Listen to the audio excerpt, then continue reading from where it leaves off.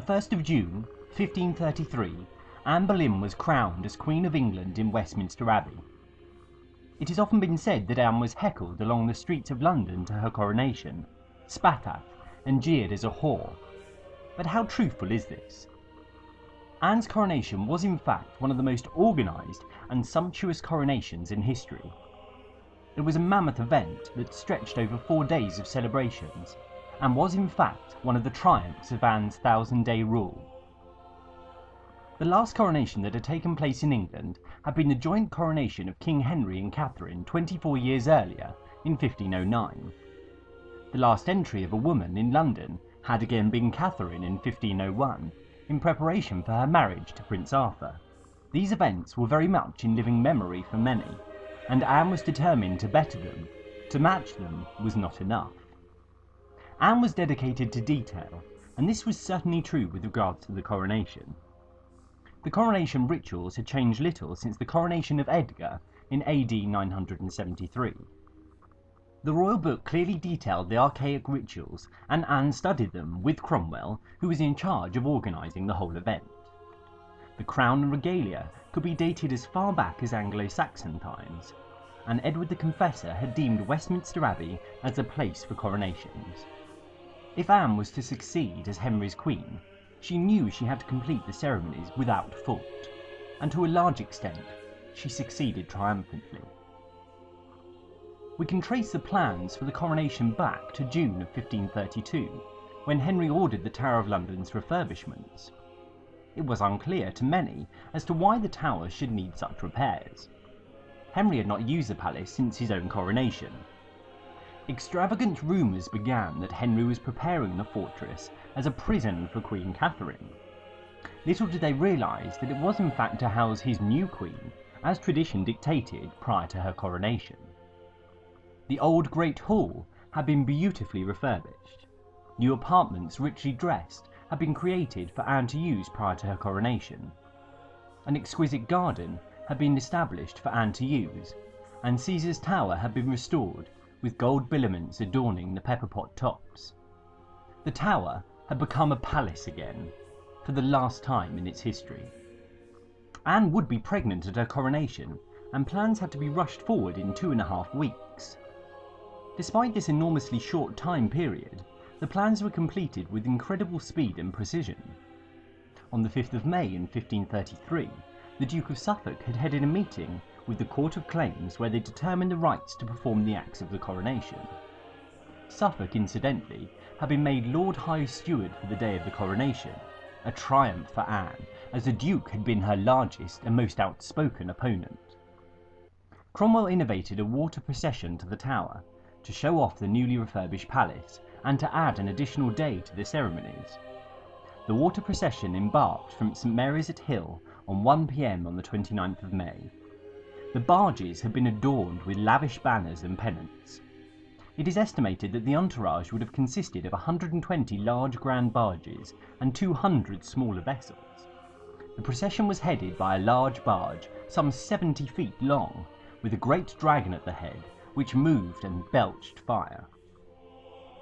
The boats anchored at Greenwich Palace, where Anne made her first appearance. Dressed in cloth of gold, she entered her own royal barge. The barge had actually been her predecessor's, but had been stripped of the pomegranates and adorned richly with Anne's white falcon. Cranmer reported that the music which accompanied the procession to the Tower was comely done, as never was in like a time nigh to our remembrance. Cannons boomed across the river, and as the royal barges came in sight of the Tower, the great guns there fired 4 at a time, saluting their visitor with all the pomp befitting. Anne alighted at the Tower Wharf, where she was greeted first by the Constable of the Tower, then by the Lord Chamberlain, and finally, at the royal entrance, by King Henry, who publicly embraced her. That night, an archaic but necessary tradition took place. For hundreds of years, a coronation marked the creation of 18 Knights of Bath at the Tower. The gentlemen were stripped and publicly bathed in the White Tower, and they were ceremoniously put to bed. They were then awoken in the early hours, clad in archaic gowns, and had to keep a vigil in the chapel within the tower. The knights were then dubbed by the king before the procession began the following afternoon at 5 p.m, taking full advantage of the long summer evenings.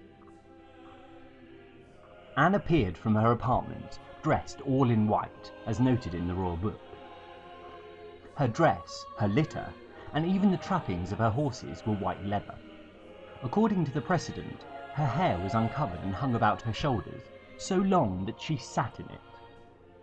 The contrast between the white attire and her black hair would have been striking. She wore a gold circlet on her head, which was heavily jewelled. The long procession began with the highest-ranking peers and descended according to status. Although Anne had followed the details of the royal book to the very last detail, she was keen to make her own additions. Her white dress was in fact in the French fashion, and the procession was headed by 12 Frenchmen, dressed in violet, with one sleeve in Anne's colours of violet and blue. New groups were included in the procession, including judges, who wore their full judicial finery. Anne showed more cunning here, as she would need the full support of the judiciary during her reign to condemn those who opposed her appointment as queen.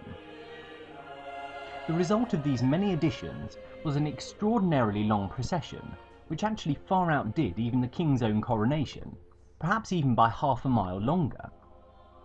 The procession paused to view tableaus, the first being the merchant scene, with children dressed up, welcoming the Queen to Fenchurch Street. The next pageant was at Gracechurch Street, where Holbein's Mount Parnassus in Renaissance style was the highlight of the procession. The ladies showered Anne with rose petals and wafers with verses written on them in gold lettering. When the procession finally reached Westminster, it was nearing 9 p.m, but Anne remained gracious and radiant. She disembarked and refreshed before making the short journey to York Place to rest before the following day's triumphant ceremonies. Henry was actually waiting in his barge, and he had, in fact, followed the procession by water so as not to upstage his queen-to-be. It may be that Henry wanted to be close at hand to protect her from any violent reactions, but they did not occur.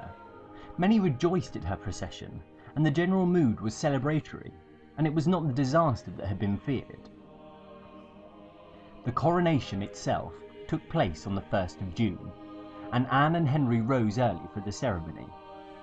Anne wore a royal surcoat and a robe of purple velvet furred with ermine, with a high collar and tied with a lace with heavy gold tassels. Her ladies dressed in crimson robes, which were furred according to her rank. The Archbishop of York, 5 bishops, including Gardiner of Winchester, and 12 other abbots received Anne at Westminster Abbey. Anne was supported by the Bishop of London as she walked down the blue cloth into the abbey. Cranmer performed the coronation ritual, which was almost that of a sovereign ceremony save the oath. Her outer robes were removed, and she knelt for the anointing. She was anointed in 7 traditional places. The orb was then placed in her left hand, the ivory rod in her right, and as a final grand gesture of innovation, the crown of England was placed upon her head. This was normally only reserved for the coronation of the monarch. St Edward's crown was taken off immediately after, and a second crown was placed upon her head, which had been made especially for her, and which she would wear for the ensuing Mass.